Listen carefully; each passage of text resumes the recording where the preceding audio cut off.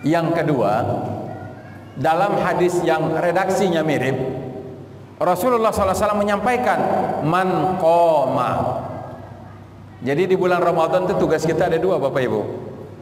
Hadis yang dari Rasul itu ada dua. Satu, man soma, barang siapa puasa. Berarti puasanya di siang hari. Yang kedua, man qoma lailata Ramadan. Barang siapa yang malam-malam Ramadannya dia qiyamul lail. Dia menghidupkan malam Ramadan dengan sholat. Imanan wahtisaban, karena iman dan karena berharap pada Allah Subhanahu wa taala, ghufira lahu ma taqaddama min zambi.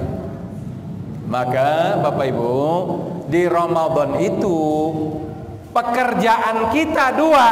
Di siang hari kita berlapar-lapar dan berhaus-haus karena puasa pada Allah Subhanahu wa taala. Di malam harinya kita mengurangi sedikit tidur kita karena ada tugas mengerjakan sholat malam. Ya. Nah, ini jangan dibalik-balik. Ya. Jangan dibalik-balik. Ya, karena di Ramadan banyak siangnya penuh dengan tidur, malamnya penuh dengan makan.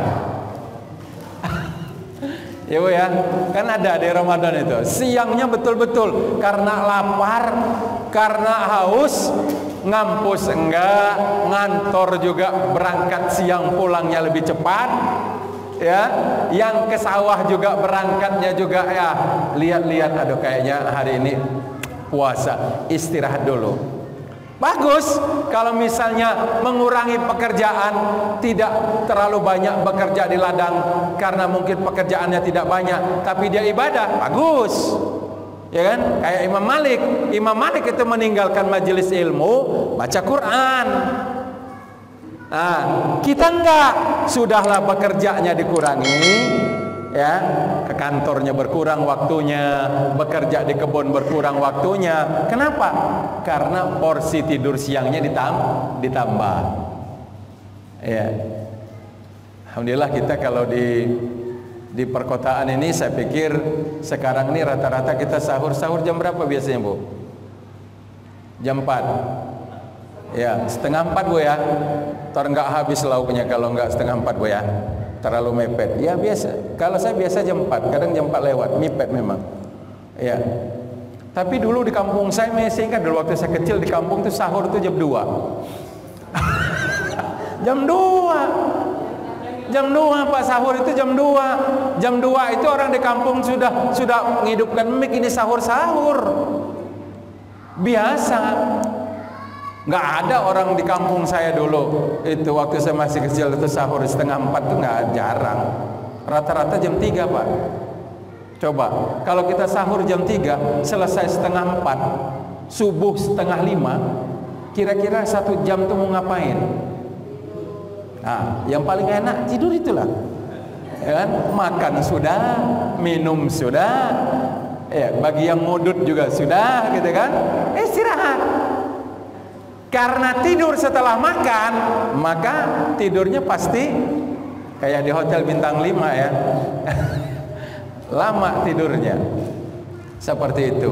Nah, maka di siang Ramadan ini kata Rasulullah SAW, siangnya soma, malamnya qoma. Nanti kalau tarawih Bapak Ibu, ya saya sering sampaikan pada jamaah, kalau kita tarawih Ramadan itu, ya tolonglah diperhatikan.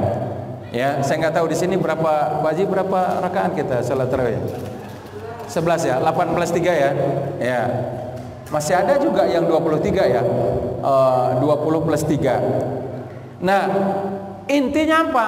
Di malam Ramadan itu setelah kita berbuka puasa, sudah makan, sudah minum, tenaga kita pulih. Ini tenaga ini kan maksimal ini kalau sudah malam Ramadan. Apalagi kalau menunya lengkap Bu ya. Dan biasanya Ramadan itu menu tuh nggak ada yang nggak lengkap, malah double dia. Ya, lauknya 3 macam, minumannya 3 macam, ya kan, kuehnya berlapis-lapis, bukan hanya kue lapis Ibu. kan? Banyak, sehingga energi kita juga banyak di bulan Ramadan. Cuman sayangnya begitu terdengar suara azan Isya, Allahu Akbar, waduh mulai. Begitu terdengar suara azan Isya mulai nguak. Ya. Berangkat karena nggak enak, berangkat sholat Isya ke masjid, namanya juga rumahnya dekat, kemudian juga mungkin ada yang takmir juga, biasa juga berangkat ke masjid, ya berangkat. Tapi karena sudah makan kenyang, minum juga banyak, kue juga sudah banyak yang masuk. Begitu sholat Isya, imamnya Ustadz bacanya amma yatasaalun, panjang, ya kan? Panjang, pasti nggak sebentar itu, ya. Nah, saya dulu pernah punya pengalaman, ya, sholat tarawih itu luar biasa. Jamaah itu banyak benar yang batuk, batuk sana sini. Saya pikir jamaah saya memang betul-betul ada yang nggak sehat. Ya, setelah beberapa hari sholat tarawih, betulan istri juga ikut ke musola.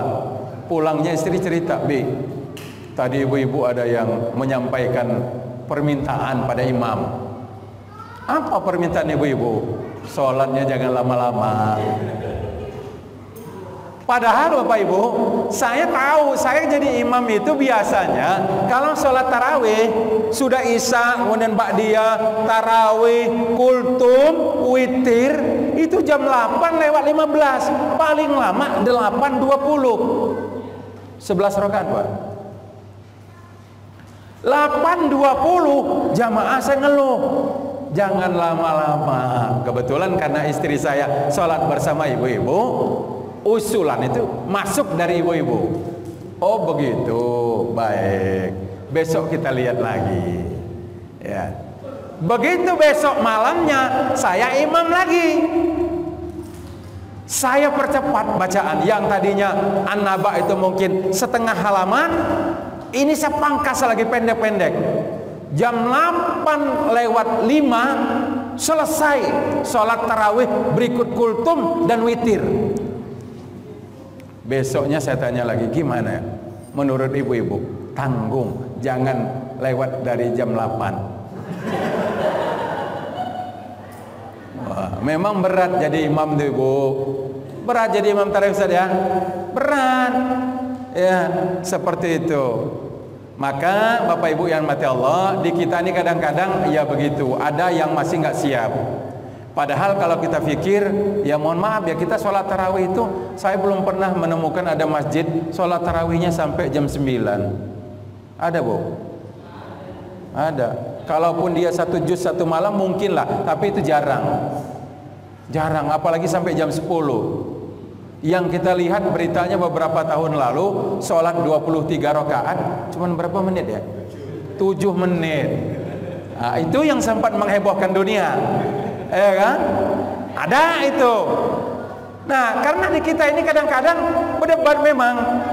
Sering juga kita karena sering isi pengajian, kadang nanya jemaah, Pak Ustaz, yang paling bagus sholat tarawih itu berdasarkan sunnah Nabi, itu 11 rakaat atau 23? Kadang saya kalau ditanya begitu Pak, saya nggak terlalu serius jawabnya.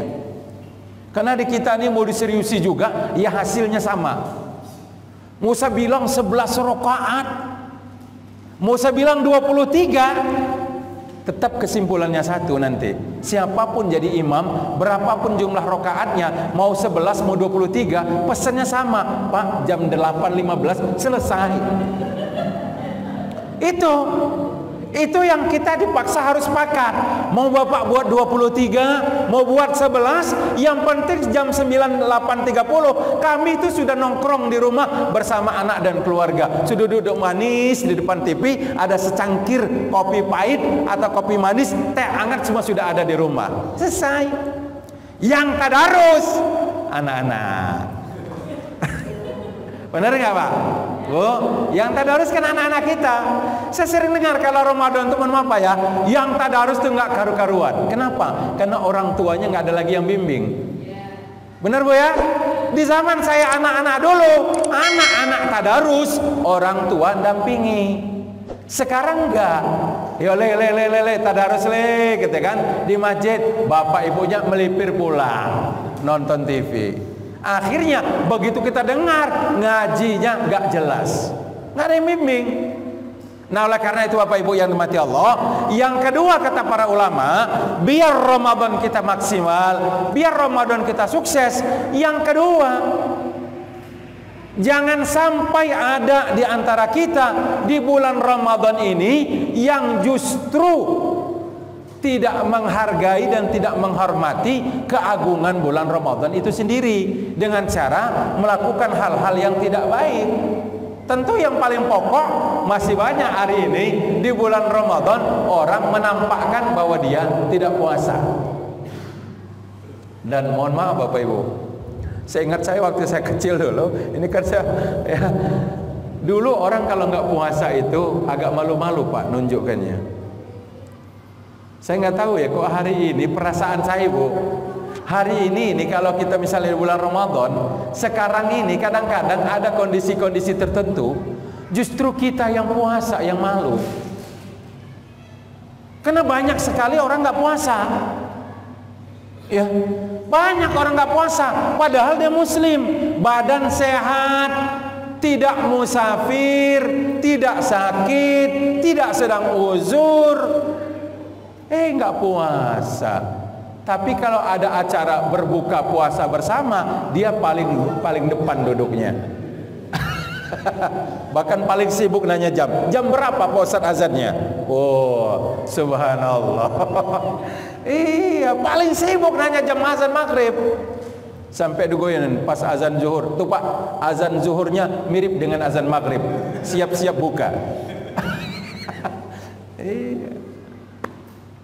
Begitu. Jadi jangan sampai kita tidak menghargai kehormatan bulan suci Ramadan. Ya. Orang di luar sana Bapak Ibu, ya, di negara-negara minoritas muslim, orang-orang non muslim di negara-negara Eropa yang minoritas muslim, itu mereka menghargai orang puasa. Ya. Mereka mau buka puasa, disiapkan tempatnya, dijaga, diberikan, pokoknya dihargai. Nah kita di negara mayoritas muslim kadang-kadang ada oknum-oknum muslim yang tidak bertanggung jawab, yang justru di bulan Ramadan ini kita menampakkan bahwa kita ini tidak puasa di depan orang yang sedang puasa. Nggak malu-malu, ya, nggak malu-malu.